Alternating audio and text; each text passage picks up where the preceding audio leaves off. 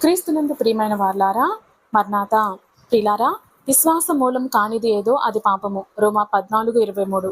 విశ్వాసం కానిది అంటే అవిశ్వాసమే కదా. విశ్వాస యాత్రలో మనం పరిగెత్తుతున్నప్పుడు అనుక్షణము మనలను ఆటంకపరిచేది అవిశ్వాసమే. అవిశ్వాసం ఎప్పుడూ వ్యతిరేకమైన ధోరణనే కలిగి ఉంటుంది. అంటే నీ వల్ల కాదు, నువ్వు చేయలేవు, నీకు శక్తి చాలదు, నీవు పాపివి, నీ ప్రార్థన దేవుడు ఆలకించడు అంటూ వెనక్కి లాగుతుంది. అనేక విషయాలను గూర్చి ప్రార్థిస్తుంటాం కానీ పొందుకోలేము. కారణం అవిశ్వాసమే.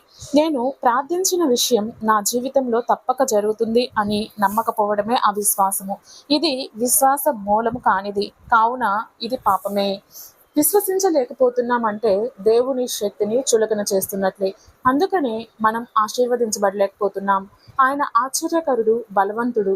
క్రీస్తు యేసునందు తన మహిమైశ్వర్యం చొప్పున మన ప్రతి అవసరం తీర్చగలవారు మన తండ్రి అయిన దేవుడు. కానీ ఇదెప్పుడు సాధ్యమంటే నీవు విశ్వసించగలిగినప్పుడే. కనుకనే ప్రియులారా, విశ్వసిద్దాం, ఆయన శక్తిని ఆశ్రయిద్దాం, ఆశీర్వదించబడదాం. ఆ రీతిగా మన జీవితాలను సిద్ధపరచుకుందాం. ఇట్టి కృపా ధన్యత దివ్యదేవుడు మనకు అనుగ్రహించునుగాక. ఆమేన్. మర్నాథ.